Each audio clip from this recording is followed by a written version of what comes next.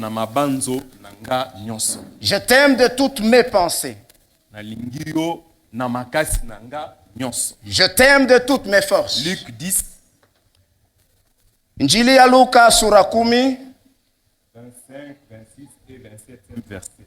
Mstari 25, 26 na 27. Un docteur de la loi se leva et dit à Jésus pour l'éprouver: Maître, que dois-je faire pour hériter la vie éternelle? Jésus lui dit: Qu'est-il écrit dans la loi? Qui lis-tu? Il a répondu: Tu aimeras le Seigneur ton Dieu de tout ton cœur, de toute ton âme, de toute ta force et de toute ta pensée, et ton prochain comme toi-même. Natazama mwanasheria mmoja akasimama akamjaribu akasema, Mwalimu, nitafanya nini niriti uzima wa milele? Akamwambia, katika Torati imeandikwa nini? Unasoma namna gani? Naye alijibu akasema, mpende Bwana Mungu wako kwa moyo wako wote, kwa roho yako yote, kwa nguvu zako zote, na kwa akili zako zote, na jirani yako kama wewe mwenyewe unavyojipenda. Amina. Amen. Ce docteur connaissait la loi. Huyu mwalimu wa sheria alijua sheria. Parce que c'est lui qui a parlé, qui a donné les commandements. Kwa sababu ni yeye ndiye alileta amri. C'est pas Jésus. Haiko Yesu. Jésus lui dit: Qu'est-il écrit dans la loi? Yesu anamwambia imeandikwa nini katika sheria? Qui lis-tu? Unasoma nini? Il répondit: Naye akajibu, Tu aimeras le Seigneur ton Dieu de tout ton cœur, de toute ton âme, de toute ta force et de toute ta pensée, et ton prochain comme toi-même. mpende Bwana Mungu wako kwa moyo wako wote, kwa roho yako yote, kwa nguvu zako zote, kwa akili zako zote, na jirani yako kama wewe mwenyewe. Aimer Dieu Kumpenda Mungu de toute son âme, kwa nafsi yake yote, de toute sa force, kwa nguvu zake zote, de toute sa pensée, na kwa akili yake yote,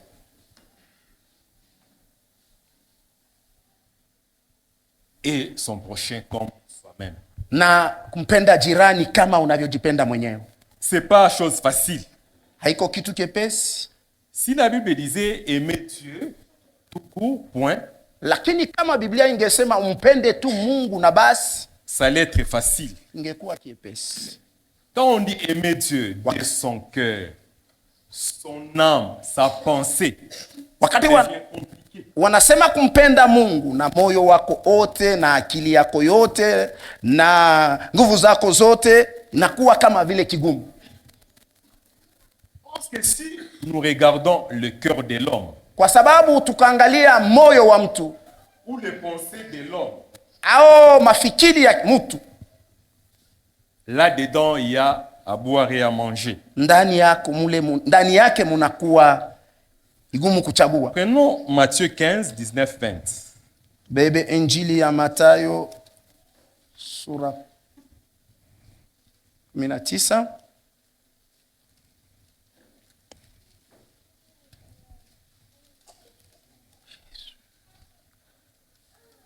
Matthieu 15, 19, 20. Injili ya Mathayo sura 15, 19, 12. Car c'est du cœur que viennent les mauvaises pensées, les meurtres, les adultères, les impudicités, les vols, les faux témoignages, les calomnies. Voilà les choses qui suivent l'homme. Kwa nini kwa moyo yanatoka mawazo mabaya, uuaji, uasherati, uzini, wizi, ushuhuda wa uongo, matukano. Ni vitu hivi vinavyofanya mtu mchafu. Voilà les choses qui viennent du cœur de l'homme. Na angalia maneno yanatoka kumoyo wa mtu. Les meurtres, Mauaji, les adultères, les impudicités, le vol, uasherati, uzini, wizi, les faux témoignages, ushuhuda wa uongo, les convoitises. matamaa mbaya. On peut ajouter Tunawezi kuongeza toutes les œuvres de la chair. matendo yote ya mwili. Et Dieu demande à l'homme Naye Mungu anampenda de mtu, l'aimer ampende, avec ses cœurs. ampende mpaka na ule moyo. Si le cœur n'est pas renouvelé, Kama moyo haurudishwe upya, si nous ne sommes pas régénérés, nous ne sommes pas nés de nouveau, kama haturudishwe upya wala kuzaliwa upya, si le vieil homme n'est pas crucifié, kama mtu wa zamani asisulubishwe, si la nature adamique kama ule vit en nous, umo wa kiadamu ungali unaishi ndani yetu, ses œuvres se manifesteront yale matendo yataonekana et nous ne saurons pas aimer Dieu. na hatutaweza kumpenda Mungu, Parce qu'on ne peut pas aimer Dieu kwa sababu hatuwezi kumpenda Mungu avec la haine, na chuki, avec les querelles, na avec mavita, les impudicités, les adultères, na washerati na uzini avec toutes ces choses-là. na maneno haya yote. Pour bien aimer Dieu, Ili tupate kumpenda vizuri Mungu, il faudrait que son cœur soit transformé. inabidi moyo upate kubadilishwa,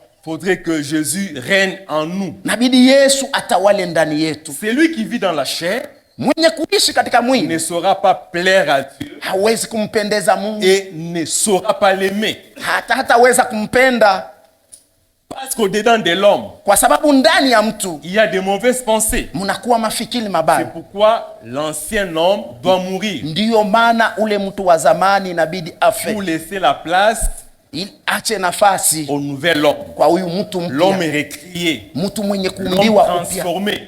mtu mwenye C'est kubadilishwa. là que la Bible dit, Kama vile si Biblia quelqu'un inasema est en Christ, kama mtu anakuwa il ndani ya est Kristo, une nouvelle créature. yeye anakuwa kiumbe Les kipya, anciennes pensées sont passées, mafikiri ya zamani yamepita, les convoitises charnelles sont passées, matamaa ya kimwili et imepita, toutes choses sont devenues nouvelles. na kila kitu kinakuwa kipya.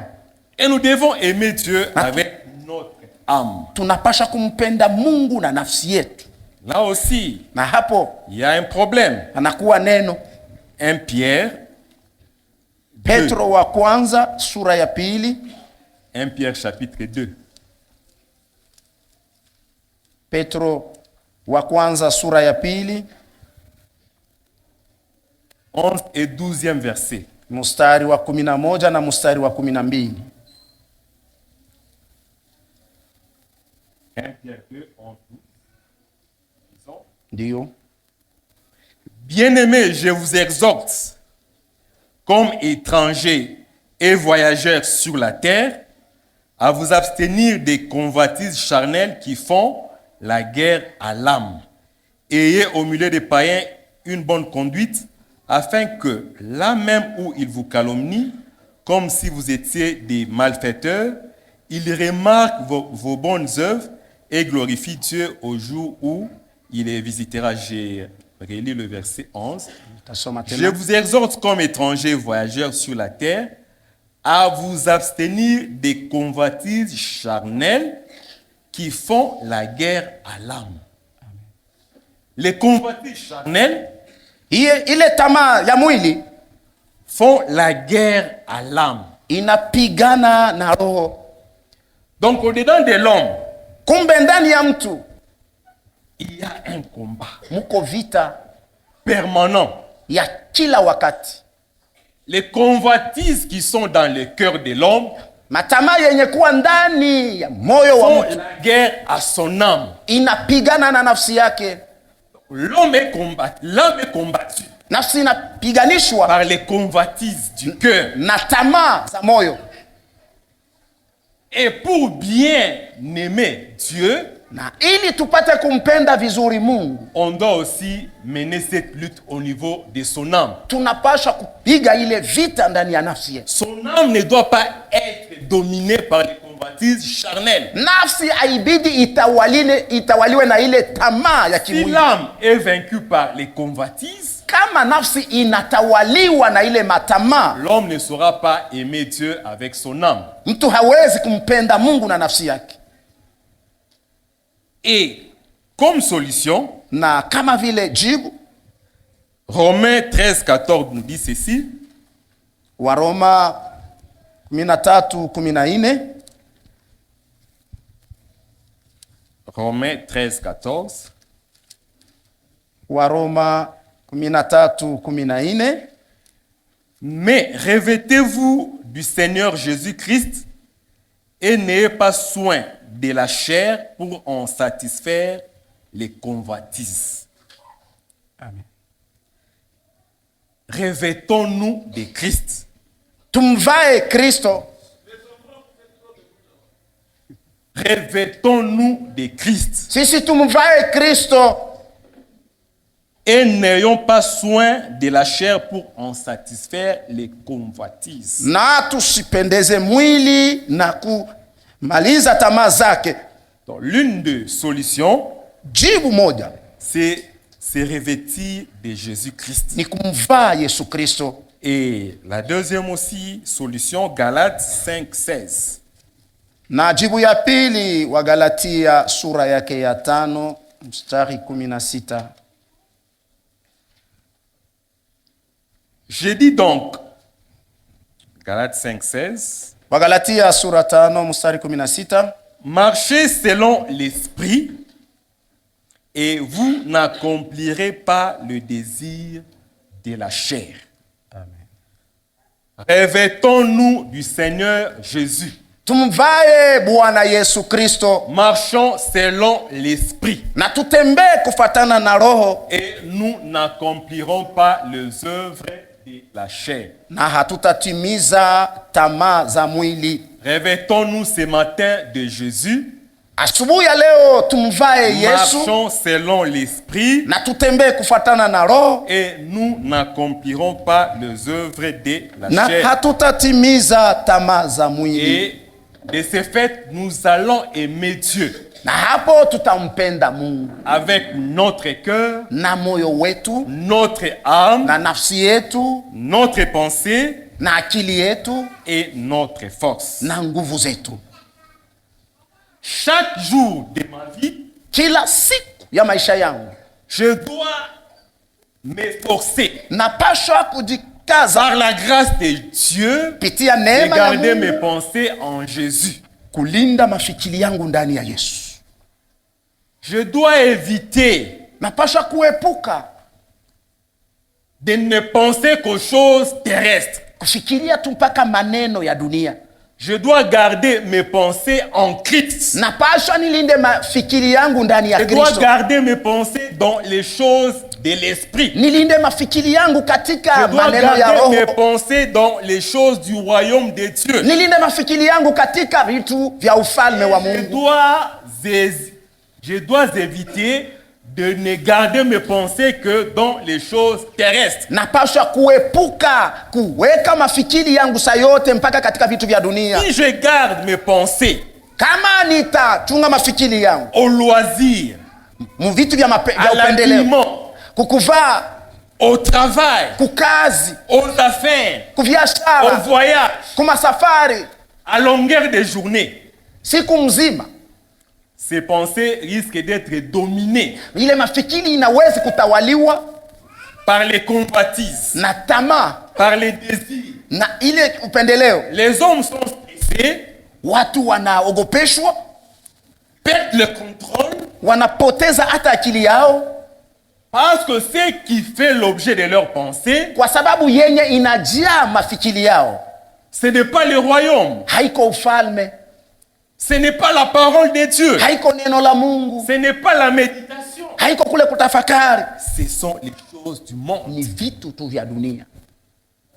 Les hommes meublent leurs pensées Watu wanajaza mafikiri yao des choses de ce monde. na vitu vya dunia hii. Comment manger, Namna gani comment kula, vivre, namna gani comment kuishi, voir, obtenir un visa. namna gani kupata visa, Et on ne pense pas aux choses de na notre royaume. hatufikirie vitu vya ufalme wetu. La Bible nous dit nous sommes étrangers et voyageurs sur la terre. Biblia inasema sisi ni wageni na wasafiri hapa duniani. N'étant pas citoyens de ce monde, Na kwa sababu hatuna wakaaji wa étant dunia hii, étrangers et voyageurs, sisi ni wageni na wasafiri, nous devons beaucoup plus penser à notre royaume. tunapashwa zaidi kufikiria kufalme Nous wetu. devons beaucoup plus penser au ciel. Tunapashwa zaidi kufikiria kumbingu.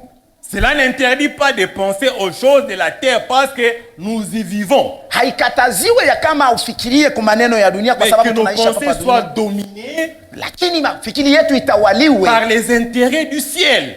na mafikiri ya mbingu. Faida ya mbingu. Prenez du temps, mes frères et sœurs, à lire Tuchukue la na parole de muda wapendwa kusoma neno la Dieu, à Mungu, méditer la parole, kutafakari neno, à écouter les cantiques de Dieu kusikia ou nyimbo à za Mungu chanter les cantiques. au kuimba nyimbo za Mungu. En faisant cela, Mkufanya hiyo, vous garderez vos pensées en Jésus, utalinda mafikiri yenu ndani ya Yesu, dans le Seigneur, katika Bwana, et vous serez stable. na mtakuwa na msimamo enea. Psaume 13, 3. Zaburi 13 shairi yake ya 3. Jusqu'à quand aurais-je des soucis dans mon âme, et chaque jour de chagrin dans mon cœur? Jusqu'à quand mon ennemi se lèvera-t-il contre moi? Jusqu'à quand aurais-je des soucis dans mon âme, et chaque jour de chagrin dans mon cœur? Toi qui as des soucis ce matin, Wewe mwenye kuwa na masumbuko asubuhi ya leo, parce que David aussi en avait. Daudi pia naye alikuwa naye. Il avait des soucis dans son âme, Naye pia alikuwa na masumbuko ndani ya moyo wake. des chagrins dans son cœur. Alikuwa na mahangaiko mu moyo wake. Jusqu'à quand? Mpaka wakati gani? Jusqu'à quand aurons-nous des chagrins dans notre cœur? Hata wakati gani tutaendelea kuwa na machungu mu mioyo Jusqu'à yetu? quand marcherons-nous avec des stress? Hata wakati gani tutatembea na ile maogopesho? Et quand nous allons Na dans wakati Psaume 42, 6, tunaenda katika Zaburi 42 sura yake ya 6. ça c'est le psaume des fils de Corée. Hii ni Zaburi ya wana wa Kore. Pourquoi t'as battu mon âme et gémis-tu au-dedans de moi? Espère en Dieu, car je le louerai encore, il est mon salut et mon Dieu.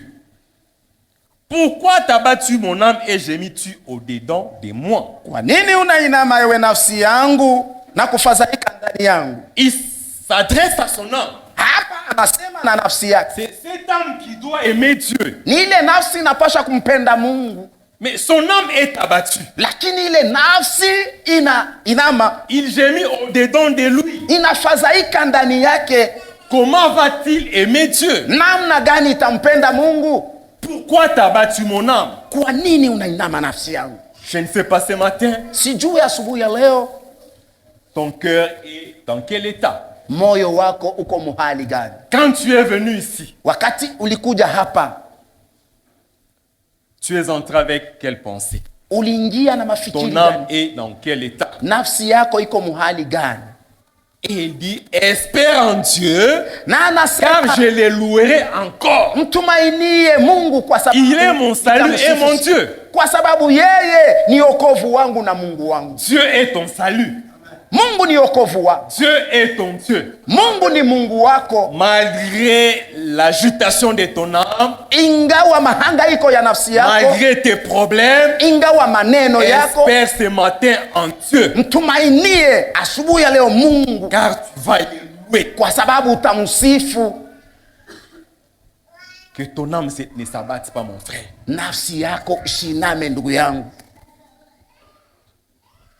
Peut-être c'est l'incertitude du lendemain Sangine ni kukosewa uhakika kwa qui kesho fait que ton âme puisse s'abattre. yenye inafanya nafsi yako ivunjike. Je ne sais pas, le lendemain sera comment? Haujui kesho itakuwa je, Les enfants vont payer les minervales comment? watoto watalipa shule, Tu vas vivre comment? utaishi namna Tu gani, vas payer les loyers comment? utalipa nyumba namna gani. Ce sont ces questions Ni maulizo haya yote qui font que l'âme de la personne soit abattue. inafanya nafsi ya mtu ivunjike. Alors que les bontés de l'Éternel ne sont pas épuisées. Na hapo mema ya Bwana haiyaisha, Elles se renouvellent chaque matin. inarudishwa upya Les kila bontés de asubuhi. l'Éternel ne sont pas épuisées. Mema ya Bwana haiyaisha. Même celui dont le cœur est abattu ce matin, Hata yule mwenye nafsi yake même inavunjika celui asubuhi, dont l'âme est abattue, hata mwenye nafsi yake inavunjika, que Mungu ses bontés anamwambia ne sont pas ya kama épuisées. mema yake les haiyaisha, compassions ne sont pas. hata rehema zake haziakoma. Dieu va les renouveler. Mungu encore. atairudisha tena asubuhi ya leo. Dieu va renouveler ses bontés dans ta vie. Mungu atarudisha mema yake maisha yako, Malgré ton agitation, ingawa kuhangaika kwako, malgré tes soucis et chagrins, ingawa masumbuko na machungu yako. Dieu te dit, Mungu anakuambia il est ton Dieu. ni Mungu wako. Dieu te dit, Mungu anakuambia t'aime. anakupenda. Quand nous avons chanté Jésus, je t'aime. Ndio maana tulimba Yesu nakupenda. Aime Dieu, mon frère. Mpende Mungu ndugu yangu, Ne laisse pas les soucis te dominer. usiache masumbuko ikutawale. Les gens se donnent la mort Watu wanajiua à cause du cœur, kwa ajili ya moyo, à cause des pensées, kwa ajili ya mafikiri, à cause des convoitises. kwa ajili ya tamaa mbaya. Je dis à quelqu'un, je répète, Nasema na mmoja na narudia que tena, les bontés de l'Éternel ne sont pas ya épuisées. kama mema ya Bwana Dieu peut te haijamalizika. faire du bien ce Mungu matin. anaweza kukufanizia mema asubuhi ya leo. Même si tu es en transe et avec des chagrins, Hata kama des uliingia soucis mahali hapa na pour les machungu problèmes de la vie, na masumbuko kwa ajili ya Dieu va maneno te ya donner kimaisha, la solution. Mungu atakupa jibu, il va te répondre. atakujibia. Tu as besoin de ton cœur pour l'aimer. Mungu anahitaji moyo wako ili umpende. Et quand nous aimons Dieu, Na wakati tunampenda Mungu de notre cœur, toute notre âme, Na tout notre cœur, moyo wetu toute notre wote, pensée, toute notre force, nafsi yetu yote, mafikiri yetu yote na nguvu yetu yote, et la conséquence est que tukio ni ya kama nous devons les servir. tunapaswa kumtumikia. La conséquence Tukio ou le produit de l'amour au mazao ya de l'homme mapendo pour Dieu, ya mtu kwa Mungu c'est le service. ni kazi. Nous avons chanté Jésus, je t'aime. Tuliimba Yesu Je nakupenda, t'aime. Yesu nakupenda. Si tu aimes Jésus, Kama unampenda si Yesu, tu aimes Dieu, kama unampenda Mungu, tu dois le servir. unapaswa Dans kumtumikia. notre thème, Mbekishina chetu c'est amour et sacrifice. ni pendo na kujitoa, Amour et sacrifice. na pendo na kujitoa. Comment peux-tu dire que tu aimes Dieu Namna gani unawezi kusema unampenda Mungu si tu ne le sers pas? kama haumtumikii? Comment peux-tu faire des années à l'église Namna gani unawezi kufanya miaka sans na miaka prendre la kukanisa décision de servir Dieu? bila kuchukua na mpango wa kumtumikia C'est Mungu? lui qui aime Dieu. Mwenye kumpenda Mungu, Cet amour-là ule upendo va le pousser à le servir. utamsukuma amtumikie. Tu dois servir Dieu. Unapaswa kumtumikia Mungu. Dieu insiste. Mungu Tu dois anasema le tena, servir si tu l'aimes. unapaswa kumtumikia kama kweli unampenda. Jésus, je t'aime, Dieu, je t'aime. Est-ce que tu le sais? Yesu nakupenda, Mungu nakupenda, na unamtumikia. Tu dois répondre à cette question ce matin. Utajibia kwa ile ulizo asubuhi ya leo. Mon frère, pourquoi hésites-tu de servir Dieu? Ndugu yangu, kwa nini unasita sita kumtumikia Frère, Mungu? depuis que tu es chrétienne, pourquoi hésites-tu à servir celui qui t'a appelé? Dada à son yangu, royaume? tangia ulimwamini Yesu, mbona unasita sita kumtumikia mwenye alikuita kwa huu ufalme? Il y en a aussi. Kuko wengine pia, Ça, c'est un fait vrai, réel, ile ni kitu cha kweli, qui décourage ceux qui veulent servir. wanavunja mioyo ya wale wanataka kumtumikia. Si tu es là, Kama uko hapa, quelqu'un qui prend la décision de servir pour servir, mtu anachukua mpango wa kusimama na kumtumikia, tu t'approches de lui wewe unamkaribia pour lui. juu ya kumwambia, Mon frère ne sert pas. ndugu yangu Ma usitumike, soeur ne sert dada pas. yangu usitumike. Tu commences à lui présenter le mal Unaanza kuonesha mabaya des frères, ya wandugu, des sœurs, ya wadada, si tu entres, kama unaingia mwile huduma, voilà les comportements de telle personne. angalia mwenendo wa mtu fulani, Voilà son comportement. angalia mwenendo wake. Si tu aimes Dieu, Kama unampenda Mungu, ne continue plus à le faire. usiendelee tena kuifanya. Dieu te parle. Mungu anasema Tu nao, te connais. unajijua. Dieu t'interpelle ce matin. Mungu anakuonya asubuhi ya leo.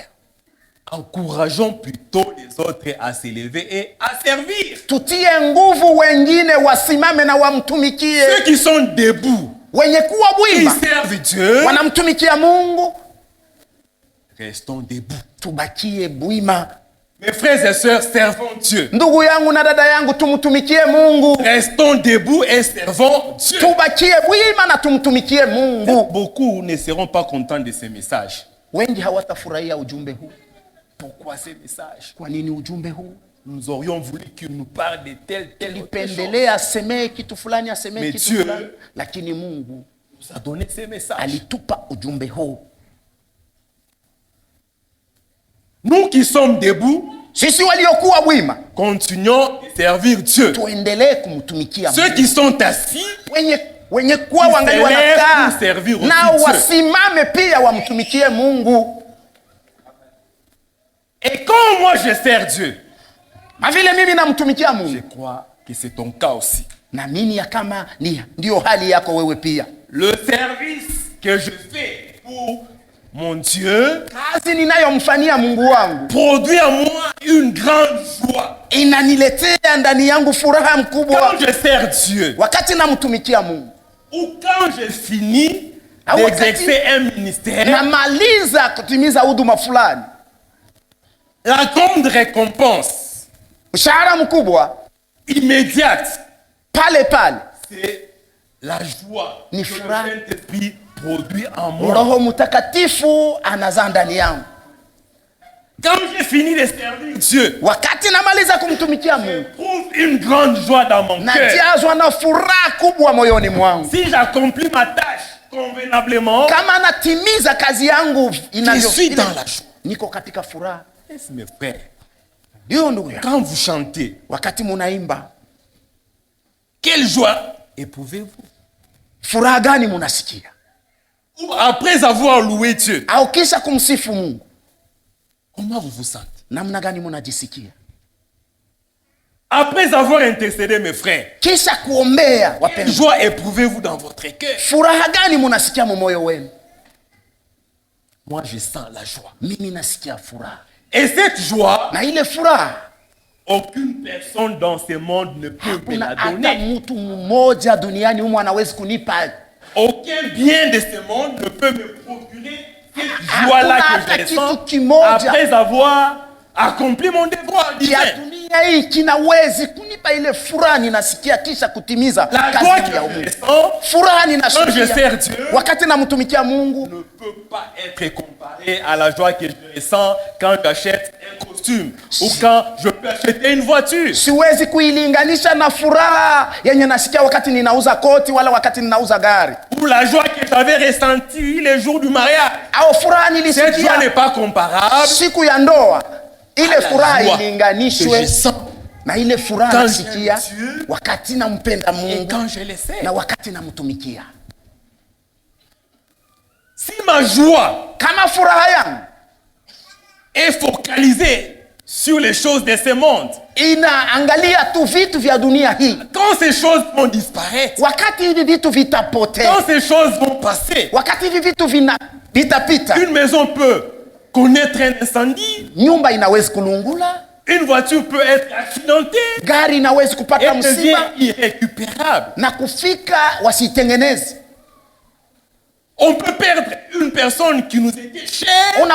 Tunawezi kupoteza mtu mwenye Si tulimpenda sana. notre joie Kama furaha yetu était placée dans ces choses-là, ilikuwa katika le ile jour où ces vitu, choses disparaîtront, siku ile vitu vitapotea, que deviendront tutakuwaje? nous? tutakuwa je? Si ma joie est en Christ, Lakini kama furaha yangu ni katika si Kristo, ma joie est en Dieu, kama furaha yangu ni katika Mungu, si ma joie est dans sa parole, kama furaha yangu ni katika neno ne lake, passe pas, Mungu asipite, éternel, Mungu ni milele, je vivrai sa joie. nitaendelea kuishi tous furaha les jours de ma yake vie. siku zote za maisha On yangu. peut m'arracher tous mes biens. Wanawezi kuninyang'anya mali yangu On peut yote, t'arracher, te voler ton passeport, wanawezi kukunyang'anya Ton wala argent, kukuta passport yako, fedha yako, d'un avion. hata wakati uko nashuka kundege, Mais ta joie, lakini furaha yako tu ne dois pas la perdre usiipoteze, parce que tu as perdu ses sababu biens. ulipoteza ile Mais mali. tu dois avoir une Unapaswa joie kuwa na furaha parce que tu es enfant kwa de sababu Dieu, uko mtoto wa Mungu, que tu l'aimes, na kwa sababu parce unampenda, que tu le sais. na kwa sababu unamtumikia. Ça, c'est une joie Ile ni furaha que personne ne peut yenye nous mtu l'arracher, hawezi kutunyang'anya, ni le diable. hata shetani. Même le diable Hata shetani ne peut pas me voler hawezi kuiba la joie que Dieu me donne. ile furaha Mungu ananipa Je le sais. wakati namtumikia.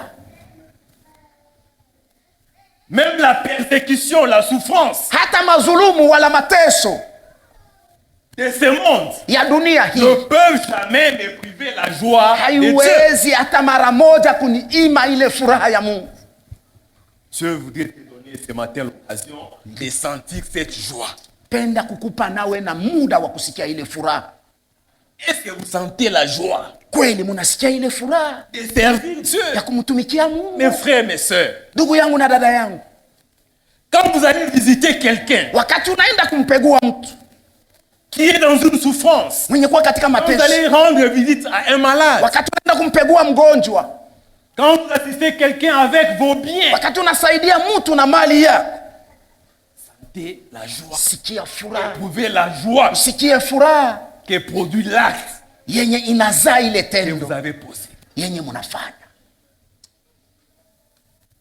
C'est pourquoi la Bible dit Ndio maana Biblia inasema il y a plus de joie unakuwa furaha nyingi à donner mkutoa qu'à recevoir. kuliko kupokea.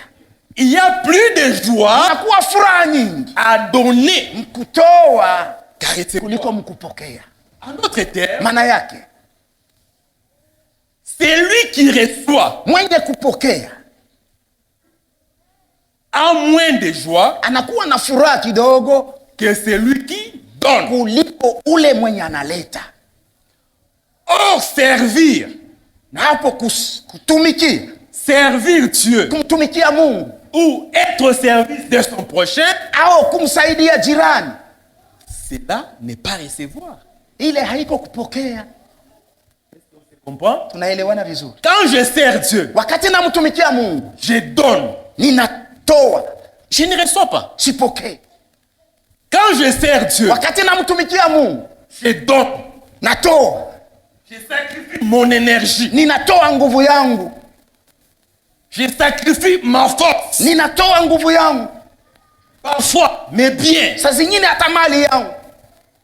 Quand je rends un service au prochain, Wakati ninamsaidia jirani, je sors quelque chose. ninatosha kitu fulani, Je me sacrifie. ninajitoa, Et comme j'ai donné, na kwa sababu nilitoa, j'ai libéré ma force. nilitosha nguvu yangu, Il y a plus de joie munakuwa furaha mingi à donner kutoa qu'à recevoir. mpaka kuliko mkupokea. Mais toi, depuis que tu es chrétien, Wewe tangia uko Mkristo tu ne donnes rien. haulete kitu Tu ne fais que recevoir. mpaka napokea. Serviteur, Mtumishi, vous donnez, kutoa, vous libérez, mnafungua, mnaleta, vous perdez l'énergie. mnapoteza nguvu. Quand vous vous levez, Wakati mnasimama très tôt matin, asubuhi vous mapema, dites que je vais servir Dieu. sema nitaenda kumtumikia Mungu. Quand vous vous réveillez de votre sommeil, Wakati unaamka msingizi yako c'est doux et paisible. yenye ilikuwa mzuri Après une sana, fatigue kisha mchoko éprouvée au travail, ya kazi, vous dites que je vais interrompre nasema mon sommeil nitakata usingizi wangu pour aller à la répétition, ili niende pour aller à Répétition. l'intercession. au niende nikaombe. Vous êtes privé Unajikatalia de votre repos, mapumziko de yako, votre temps, wakati wako, et vous avez donné votre énergie à na Dieu. unatoa nguvu yako kwake Mungu. que quelqu'un me comprend ou pas? Kuna mtu mmoja ananielewa? C'est comme si tu ne me comprends pas. Unaona sawa vile haunielewi vizuri. Donne mon frère. Toa mpendwa. Libère ton énergie. Toa nguvu yako. Libère ta force pour Dieu. Toa nguvu yako kwa ajili ya Mungu. Mais aimer Dieu avec ta force, Kumpenda Mungu na nguvu yako c'est difficile de l'évaluer. ni kigumu kupima. Comment aimer Dieu avec sa force? Namna gani kumpenda Mungu na nguvu yake? Mais on peut bien comprendre cela Tunawezi kuielewa vizuri par le service. kupitia kazi. Dis-moi comment tu sers Dieu Niambie namna gani unamtumikia Mungu et je te dirai comment tu l'aimes. na nitakwambia namna gani unampenda. Dis-moi comment tu sers Dieu. Namna gani uniambie namna gani Je te unamtumikia Mungu. dirai Nami nitakwambia Chilem. namna gani unampenda. transporter le baffle après les cultes. Kunyangula hii mabafle kisha ibada. Soulever les chaises après les cultes. Kunyangula viti kisha ibada. C'est ça, servir Dieu avec sa force. Hiyo ndio kumtumikia Mungu na nguvu yake. C'est ça, libérer sa force pour Hiyo Dieu. ndio kutoa nguvu yake kwa ajili ya Mungu. Dis à celui qui est à tes côtés, Mwambie mwenye kuwa pembeni yako. hein, dis-lui seulement, Mwambie tu, dis-moi comment tu sers Dieu uniambie namna gani et je unamtumikia te dirai Mungu. comment tu Nami l'aimes. nitakwambia namna gani unampenda. Amen. Non, non. Dis-moi comment tu sers Dieu Niambie namna gani unamtumikia Mungu. et je te dirai Nami nitakwambia comment tu l'aimes. namna gani unampenda.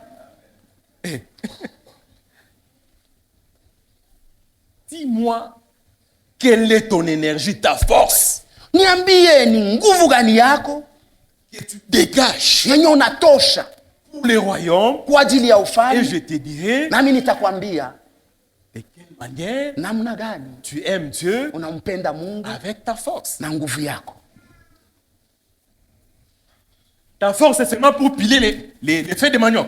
Nguvu yako ni paka kutwanga sombe. Tu dégages seulement ta force pour piler les feuilles de manioc. We kutosha nguvu yako ni paka kutwanga sombe. Les autres, c'est pour battre les femmes. Wengine nao nguvu ni paka kupiga wake wao. Il y en a qui transpirent pour seulement les choses de la terre. Wengine wanatosha tu jasho mpaka juu ya vitu vya dunia. Nous voulons aussi transpirer pour l'évangile. Sisi tunataka kutoa jasho pia kwa ajili ya Injili. Vous marchez pour l'évangile, Kutembea kwa ajili ya vous Injili. libérez votre force et énergie. Toa nguvu yako. Cherchez les âmes perdues. Sio kutafuta manafsi yenye kupotea. Non, ces âmes sont gagnées à Dieu. Wakati ile manafsi inarudilia kwa Mungu. Et par cela, nous verrons Na kupitia comment tu hiyo aimes Dieu par ta force. tutaona namna gani unampenda Mungu kwa nguvu yako. Aimons Dieu avec notre force. Tumpende Mungu na nguvu yetu. Servir Dieu, Kumtumikia Mungu c'est un sacrifice. inakuwa ni kujitoa. Il n'y a pas de sacrifice. Hakuna kujitoa. Il n'y a pas de service sans sacrifice. Hakuna Voulais-je dire. kazi bila kujitoa. Servir Dieu, c'est un sacrifice. Kumtumikia Mungu ni kujitoa. Et il y a une définition du Nakuwa sacrifice. mafasirio moja Suivons d'abord la Tufuate définition vile que nous wanafasiria avons tirée quelque part. Yenye Sacrifice, qu'est-ce que ça signifie? maana yake nini. Donc, selon la religion, Kufatana na kidini, le sacrifice, c'est une action par laquelle on offre certaines choses ou certaines victimes au Dieu, Dieu au petit, Dieu au pluriel, ou à Dieu, le Dieu créateur. Action par laquelle on offre certaines choses ou certaines victimes au Dieu, petit Dieu, ou à Dieu, l'unique Dieu, avec certaines cérémonies pour rendre hommage à sa souveraine puissance. Ça, c'est la première définition. Mais la deuxième définition, ya pili c'est au sens figuré qui est très important aussi pour nous. ilikuwa ya maana kwetu tena. Le sacrifice, c'est quoi? C'est l'abandon volontaire de quelque chose. Sacrifice, abandon volontaire de quelque chose, privation que l'on s'impose ou qu'on accepte pour l'amour de Dieu ou d'une personne ou en considération de quelque chose. Donc le sacrifice, c'est l'abandon volontaire de quelque chose. Privation que l'on se pose ou qu'on accepte pour l'amour de Dieu. Pour l'amour de Dieu, Kwa ajili ya upendo wa Mungu, nous sacrifions nos vies. manake tunatoa Pour maisha yetu. l'amour de Dieu, Kwa ajili ya upendo wa Mungu, nous nous privons de certaines choses. tunajikatalia vitu vingine. Pour l'amour de Dieu, Kwa ajili ya mapendo ya Mungu, nous nous imposons une discipline. tunajikazisha mwenendo fulani. Qu'as-tu abandonné? Wewe ni nini uliacha? De quoi tu t'es privé Ulijiima nini pour servir Dieu? ili umtumikie Mungu? Qu'est-ce que tu as abandonné? Ni nini uliacha? Nous avons abandonné les plaisirs. Tuliacha ile mapendeleo yote. Nous avons abandonné le plaisir. Tuliacha ile upendeleo yote. Vous avez abandonné les plaisirs du monde. Uliacha ile upendeleo ya kidunia. Vous êtes privé des plaisirs charnels. Unajiima ile mapendeleo ya kimwili Pour suivre Dieu dans votre jeunesse. ili umfuate Mungu katika ujana wenu. Regarde l'âge auquel tu t'es converti. Angalia umri wako wa miaka wenye uliamini. Mais tes amis sont encore au monde. Marafiki zako wangali katika Tes dunia. amis sont dans les plaisirs. Marafiki zako wangali katika kule kujipendeza. Parfois on dit de toi, Saa zingine wanakusema wewe un jeune sauté. kijana moja mwenye Tu as ashesabiwe. sauté la jeunesse. Wewe uliruka ujana Alors que wako, pour le monde, na japo kwa ajili ya tu dunia devrais en jouir. ulipashwa kufurahia ule ujana. C'est pourquoi Patrice a chanté Ndiyo maana ndugu Patrice aliimba, Babengi ngai yuma pona Yesu. wananiita mujinga kwa ajili ya Yesu. Toza bayuma ya Yesu. Sisi tunakuwa bajinga kwa ajili ya Oui, Yesu. ba jeune toza bayuma ya Yesu. Cher jeune, tuko bajinga, tuko bapumbafu njuu ya Yesu. Gatala yumo. Rafiki yako anakuangalia na sasa, angalia huyu mpumbafu huyu, Tala yumo. angalia mpumbafu huyu, Azana pongi. eko mugushingishi, Parce que eux ils ont les yeux ouverts. kwa sababu bobe eko na macho ya kufunguka. Pour voir quoi? Juu ya kuona nini? Qu'est-ce que les jeunes voient Watu vijana wanaona à nini l'université? kule ku university? Se séparent de toi. Les gens Wanakuachilia, te fuient watu wanaanza kukukimbia parce que tu n'es pas à la mode. kwa sababu wewe hauna muhatua yao, Tu n'es pas à la mode. hauna muile hatua yao, Tu ne t'adaptes pas aux conditions. hautembee kufatana na Tu yale n'es pas mazingira. embarqué sur l'air train. Wewe haukuingia katika treni yao. Qu'est-ce que voient que toi tu ne vois pas? Wao wanaona nini ile wewe hauoni? Un étudiant. Tu peux me répondre. Mwanafunzi Wewe mmoja ni anaweza étudiant. kunijibu. Un étudiant courageux. Wanafunzi. Dis-moi, qu'est-ce que tes amis voient? Ni nini marafiki zako wanaona? Tu le sais, non? Si unajua? Ou un étudiant? Ou un Tafuta étudiant? mwanafunzi Qu'est-ce que mmoja tes amis voient au campus? Marafiki yako wanaona nini kule campus? Que toi tu ne vois pas. Ile wewe hauoni.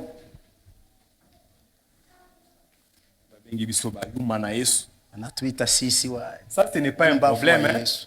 Tu ne peux Ile pas hayakuwa regretter. neno.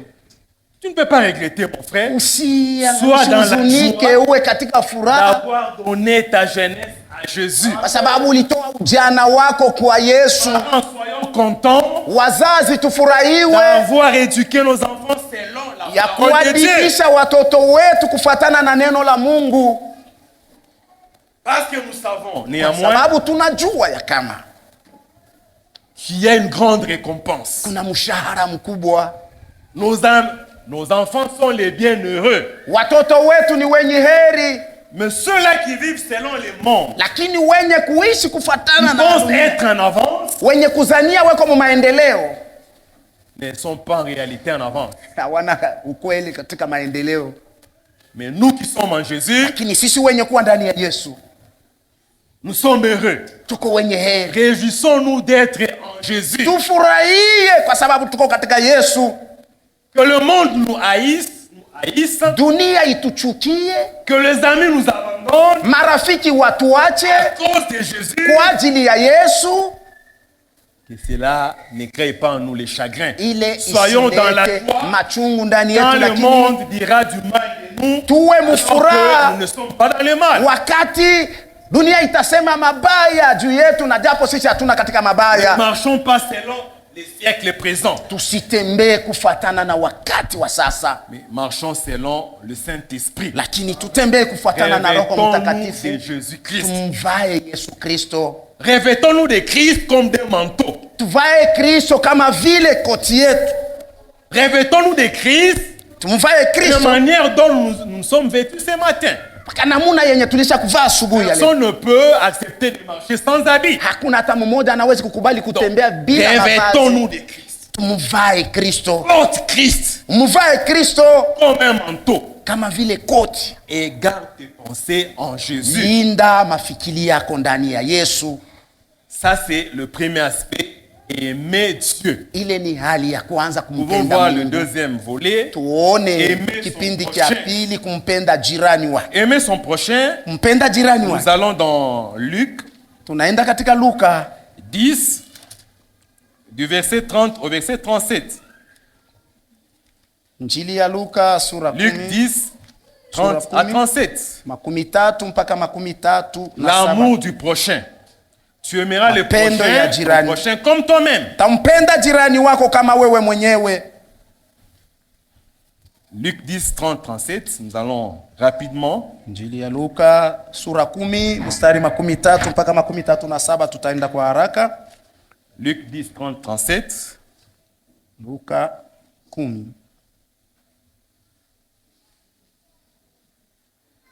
Jésus reprit la parole et dit, un homme descendait de Jérusalem à Jéricho. Il tomba au milieu de brigands qui le dépouillèrent, le chargèrent des coups et s'en allèrent, les laissant à demi-mort.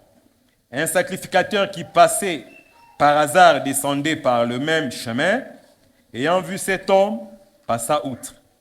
Un lévite qui arriva aussi dans ces lieux, l'ayant vu, passa outre. Mais un samaritain qui voyageait, étant venu là, fut ému de compassion lorsqu'il les vit. Il s'approcha et banda ses plaies en y versant de l'huile et du vin. Puis il les mit sur sa propre monture, les conduisit à une hôtellerie et prit soin de lui. Le lendemain, il tira 2 deniers, les donna à l'hôte et dit, « Aie soin de lui, et ce que tu dépenseras de plus, je te les rendrai à mon retour. » Lesquels de ces 3 te semble avoir été les prochains de celui qui est tombé au milieu des brigands? C'est celui qui a exercé la miséricorde envers lui, répondit le docteur de la loi. Et Jésus lui dit, va et toi, fais de même. Donc ici, Jésus est toujours en face des docteurs de la loi. Hapa Yesu eko paka mbele ya ule mwalimu wa sheria. Pour le premier verset, le tout premier qu'on a lu concernant le commandement, il était devant un docteur de la loi. Kwa ile mashairi ya kwanza tulisoma kuelekea upendo, alikuwa paka mbele ya huyu mwalimu wa sheria. Et ici aussi, Na hapa pia par rapport à la parabole, kufatana na hii mfano, Jésus demanda au docteur de la loi, Yesu akamuuliza ule mwalimu wa sheria, qui de ces 3, ni nani katikati ya hawa watatu, lesquels de ces 3 te semble avoir été les prochains de celui qui était tombé au milieu des brigands? ni nani katikati ya hawa watatu alionekana kuwa jirani wa yule alianguka mu mikono ya wanyang'anyi? Donc ici les questions Hapa inasemezewa d'un homme qui descendait de Jérusalem à Jéricho. mtu alianza kutoka Yerusalema kwenda Il Yeriko. quittait Jérusalem pour Jéricho. Alitoka ku Yerusalema kwenda Yeriko, Et sur son chemin, na katika njiani yake il a été tabassé, il a été rossé par des brigands. alipigwa na wanyang'anyi Il a été dépouillé. na wakaondosha vyote, Et ces brigands l'avaient laissé à demi-mort. na wale wanyang'anyi walimwacha karibu kufa. C'est une parabole. Inakuwa ni mfano. Cet homme paraît être un juif. Huyu mtu anaonekana kuwa Myahudi, Et quand un sacrificateur est passé, Na wakati kuhani alipita, il a vu cet homme qui gisait au sol, aliona ule mtu alikuwa shalala chini, croyant qu'il était mort. akizania kama amekufa. Peut-être qu'il l'a regardé Saa zingine par alimwangalia son habillement, pitia kuvaa il a kwake, réalisé que c'était un juif comme lui. akatambua ya kama ni Myahudi kama yeye. Et la loi interdisait aux sacrificateurs de s'approcher des cadavres. Nayo sheria ilikuwa ikikataza makuhani kukaribia Il ne maiti, voulait pas toucher la personne, hakutaka kugusa ule de mtu peur de se faire suer. ili asikaje Yeye kujichafua, pase- akapita zake. Le Lévite est passé aussi par là. Mulawi naye akapitia pale, Il n'a pas secouru cet homme qui était à demi-mort. hakumsaidia ule mtu alikuwa karibu kufa. Mais la Bible dit, Lakini Biblia inasema une troisième personne, mtu wa tatu, le Samaritain, Msamaria, passait par là. alikuwa akipitia naye pale, Il voyageait. alikuwa akisafiri. Quand il est arrivé Wakati alifika et a vu l'homme qui était couché, na kuona mtu alikuwa shalala, il n'a pas agi comme les deux premières personnes. hakutenda kama wale watu wawili. Il était Samaritain. Alikuwa Msamaria. Les Samaritains avaient des conflits avec les Juifs. Wasamaria walikuwa mumavita, walikuwa wanabishana na Wayahudi. Première chose que je tire, Kitu cha kwanza ninatosha par rapport à l'amour du prochain, kufatana na mapendo ya peut aussi jirani, nous aider. kenye kinaweza kutusaidia Exerçons notre amour toe upendo wetu envers tous, kwa ajili ya watu wote, sans regarder nos coutumes. bila kuhesabia kiasili kietu.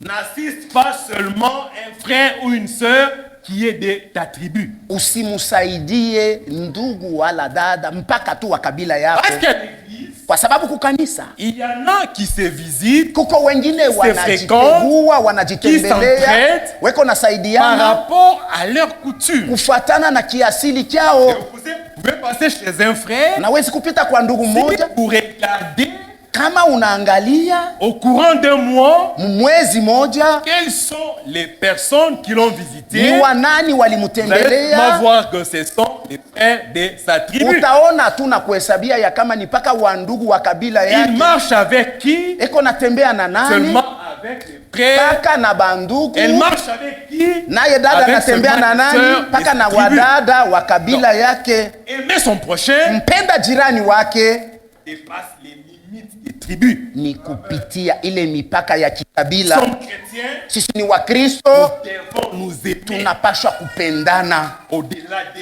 nos tribus. juu ya makabila yetu. Ça, c'est le premier point. Ile ni hatua ya kwanza. Le deuxième point, Hatua ya pili,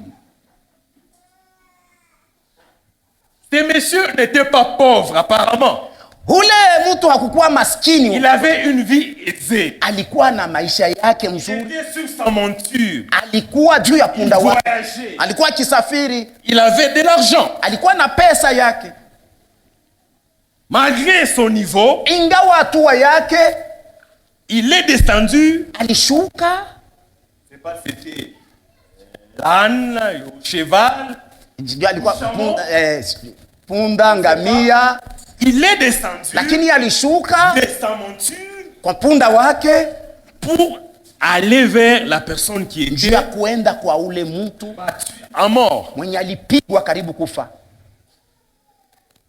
Pour aimer son prochain, juu ya kumupenda jirani wake. on ne doit pas voir sa position Tusiangalie hatua yetu, parce qu'il est d'un niveau bas. kwa sababu yeye ni wa hatua Moi, ya je suis au chini, niveau. mimi niko wa hatua ya juu. Je ne dois que fréquenter Napashwa Je mpaka dois kutembelea, qu'assister napashwa mpaka les gens de mon kusaidia niveau. watu wa hatua yangu ou les intellectuels entre eux. au wenye kujifunza kati yao. Je dois aider Napashwa celui qui a les moyens, kusaidia yule mwenye kuwa na parce que le mapato, jour où moi je vais kwa sababu manquer, siku nami il va nitakosewa, aussi naye m'aider. pia atanisaidia. Ça devient coterie. Ile inakuwa sawa vile Ça tu devient kirafiki une habitude mondaine. Où les gens Kizoezi forment cha des dunia, associations, au kunakuwa des ile riches, vikosi ou vya des watajiri associations, au des kikosi personnes n'ayant pas des moyens. kikosi cha watu hawana na Vous pouvez mapato. voir une association Unawezi kukuta dont tous kikosi les membres sont pauvres. kenye wanamemba wote ni wa maskini. Donc si tu es riche, mon frère, Kama uko mtajiri ndugu, si Dieu t'a béni, kama Mungu alikubariki, tu peux aussi t'approcher de ces unawezi kukaribia pia mwenye kuwa chini. Gloire au Seigneur. Tu peux aussi les transporter dans ta voiture. Unawezi pia Si kumbeba vous allez mgari dans la yako même direction. kama munaenda munjia moja. Ne choisis pas seulement celui qui est en costume, Usichakule tu mpaka ule mwenye kuwa mkoti kama Monte. wewe, panda. mais celui qui est simple. Ule kuwa mwenye kuwa tu Frère, kawaida. reste. Ndugu, bakia. Toi, tu peux chercher une moto. Wewe unawezi kutafuta pikipiki. Non, non, non, non. Hapana. Moi, je suis en costume. Mimi niko Tu dois mkoti. prendre l'ancien Nibebe Hervé, mpaka mzee prendre Hervé. l'ancien Joseph. Mbeba mzee Parce qu'il est en Joseph. costume. Kwa sababu yeko mkoti. Même si mes amis, Hata kama marafiki wa kupita munjia je dirais, wananiona, voici mes frères en Christ. nitawaambia hawa ndio wa ndugu zangu Parce katika qu'ils sont en Kristo, costume. kwa sababu weko mumakoti. Mais celui qui est en babouche, Lakini mwenye kwa elle mumapapa ne peut pas monter dans ton véhicule. hawezi kupanda mugari yako. Troisième point, Nukta ya tatu,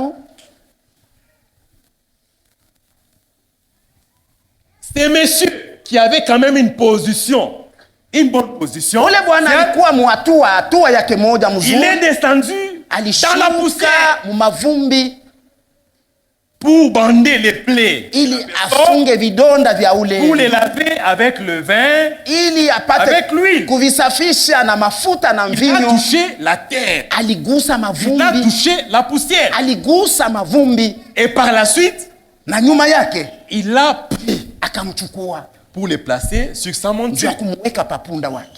C'est qu'il s'était sali. Alijichafua, Il a touché à la poussière. aligusa mavumbi.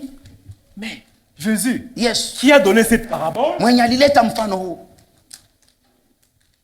a vécu aussi comme ces Samaritains. aliishi pia kama huyo Il Msamaria. va donner un exemple Oui, ça doit pour la être- parabole que lui-même n'a pas, Mfano mwenye des yeye choses que peke lui-même n'a pas pratiquées. wala vitu vyenye yeye Regardez le hakutenda. Seigneur Jésus-Christ, Mwangalie Bwana Yesu Kristo, dans quelques minutes, akumaliza muda wake kidogo, il se retrouve devant un aveugle. anajikuta mbele ya kipofu. Lui qui avait la puissance, la Yeye force, mwenye alikuwa na uweza, pouvait seulement le toucher angemgusa tu, pour lui dire sois guéri. mwambia uponyeshwe. Il descend dans la Anashuka poussière, katika mavumbi, il prend la poussière, anabeba mavumbi, il forme la boue avec sa salive. anafanya matope na mate yake, Il applique la boue anaweka ile dans matope ses yeux. pa macho yake. C'est la poussière.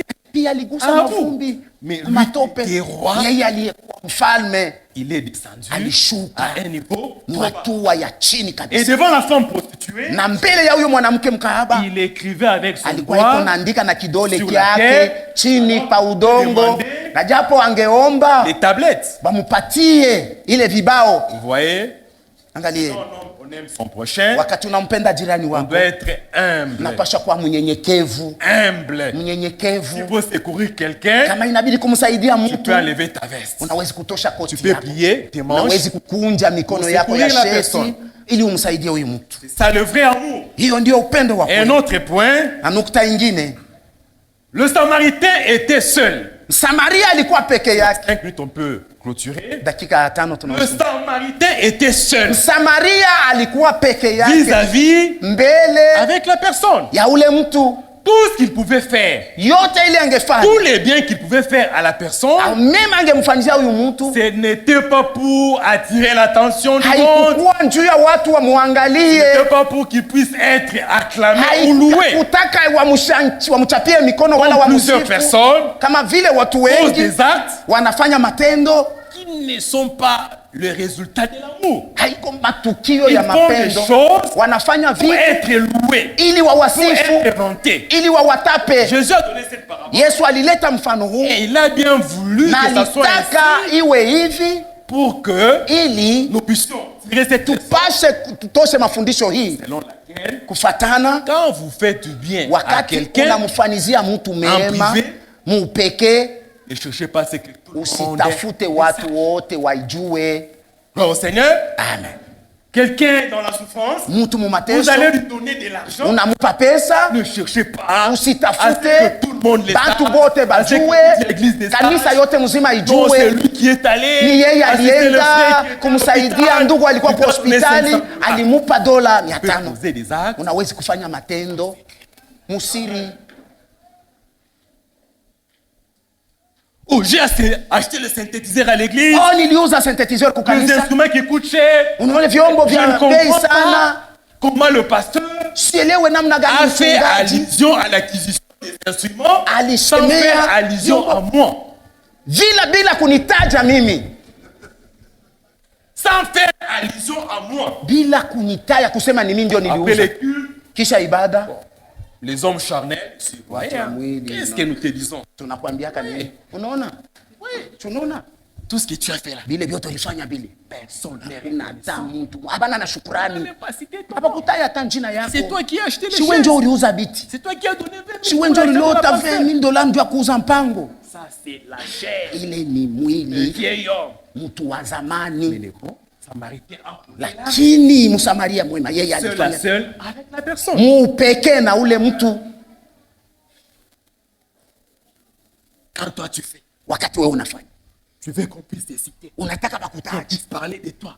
baseme juu yako. Parfois, Jésus guérissait les malades. Saa zingine Yesu alikuwa anaponya Il dit à wagonjwa, personne, anawambia ule mtu wende, personne. usimwambie mtu Va, wende, ne dis à personne. usimwambie mtu. Posons aussi certaines Tufanye nasi actes, pia matendo mengine les secrets. katika siri. Tu donnes un habit à ton frère, Unaleta nguo kwa ndugu yako, il faut pas que tout le monde les sache. haibidi watu wote bajue. Et pour terminer, Na juu ya kumaliza,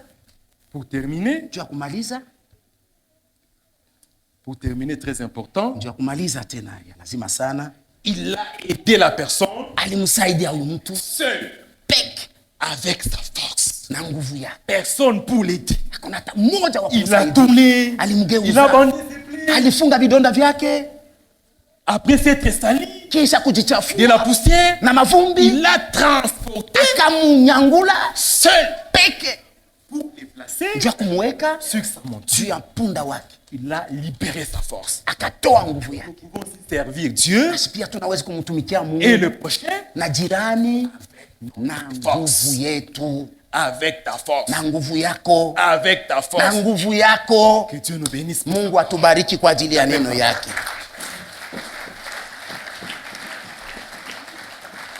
Wote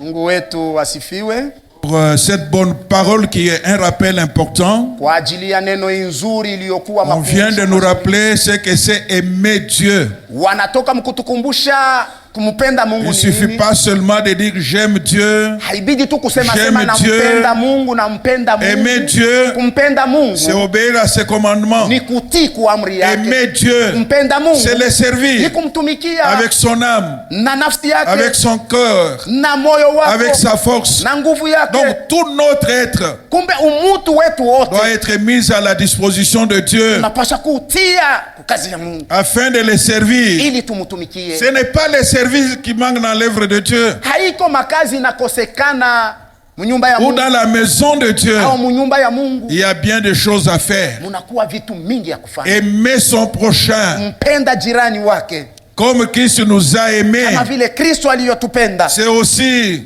nayo pia faire un sacrifice. ni kujitoa.